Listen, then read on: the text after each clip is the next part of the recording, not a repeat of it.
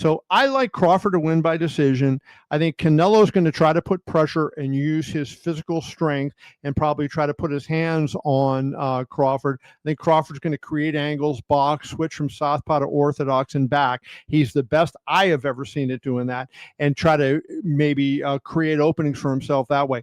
I like Crawford by decision. If Canelo is going to win this fight, I think he's really going to have to step his game up from what we've seen over the last couple of How do I years. see the fight? You got Crawford that's good box, and moves around. You got Canelo that's flat-footed, your typical Mexican fighter. It's going to be a game of strategy, and do I see it going the distance? I see it going the distance. Who's going to win? That one I don't know. But yeah, I think, I think you'll be able to see it going the distance. Now, I always look at fights on the probability of cuts, who's going to get a cut and who's not going to get a cut.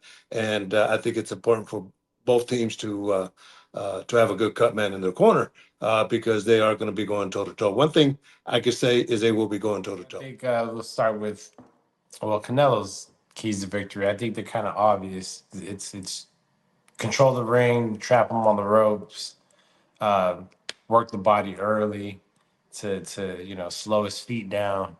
Basically, impose your will and your size on Crawford to set up for a late stoppage or definitely a late rally.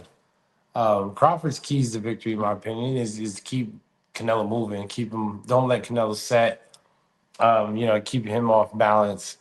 Canelo, those really good combinations when his feet are set, is if Crawford can in between those combinations step around, that's a good way to keep him off. So stay in the left hand stance. Crawford does switch back from right to left. He has more success in left hand stance, and Canelo doesn't seem to like left hand fighters as much. I think staying in the left hand stance is going to be one of Crawford's key. He's going to have to get Canelo's respect at some point in time, because if he doesn't, Canelo's just going to start walking through that. It's going to be a short night. Yeah, well, he has to get through. When Jermell Charlo stepped up in weight to face Canelo Alvarez, I think I called that fight, and it was pretty apparent that in the early rounds, he was hit with some shots that were daunting and affected how he fought the whole rest of the fight, because he was very non-offensive and wasn't willing to take chances. Of course, Terence Crawford doesn't want that to happen to him. Now, he doesn't control that completely because Canelo may land some of those shots. And obviously, Canelo's a more powerful man than Terence Crawford. But what Crawford needs to do is diminish the possibility of that, especially in those early rounds, by boxing really effectively. He's not a guy that uses movement every second of every round, but he's going to have to do a little bit more of that. But he has to do that while still using some volume. He's not a volume puncher. He averages about 40 punches a round.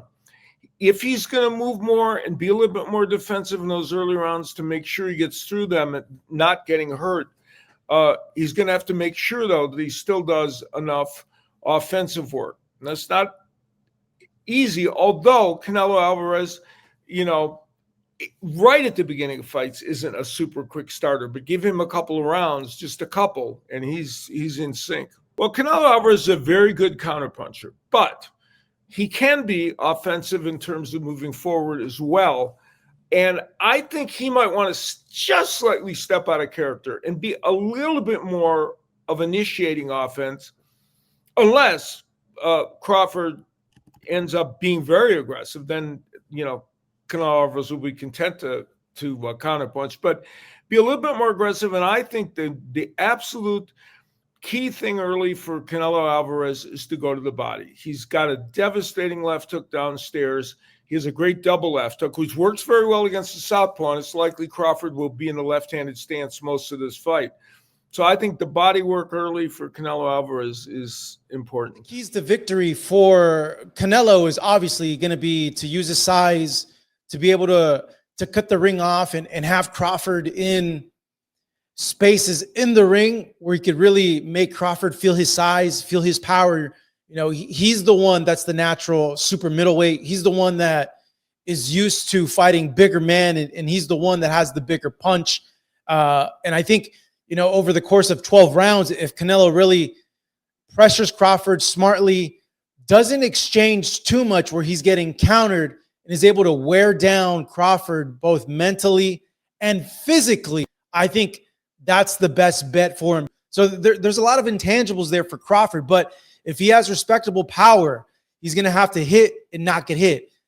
Let his hands go a little bit in the pocket and then move out, use an angle and use the ring and move around and have Canelo chase after him and really cut his input. You know, it sounds easy to say, but just Crawford just has to box, be smart, be defensively responsible, and not go in and trade with Canelo, the bigger puncher in there. If he's able to do that and able to withstand the pressure, the power of 168-pound Canelo over the course of 12 rounds, he could very well get a decision in this fight against Canelo. In terms of all-time greatness, beauty really is in the eye of the beholder, right? When Canelo Alvarez fought William School in his last championship fight this year, there were some judges who gave School like 5 or 6 rounds, if memory serves, which to me is absolutely insane, you know? So I think in this sport, sometimes beauty can be in the eye of the beholder. Yeah, it would be gangster to go out that way. You know, certainly his strength of schedule isn't really comparable to Canelo Alvarez's in terms of fighting all the greats all the time of multiple different eras.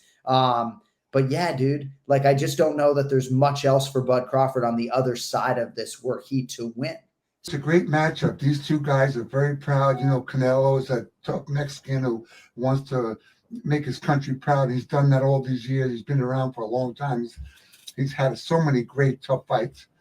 Crawford somehow seems to get the job done. He's got that long jab he can use. He gets in and punches.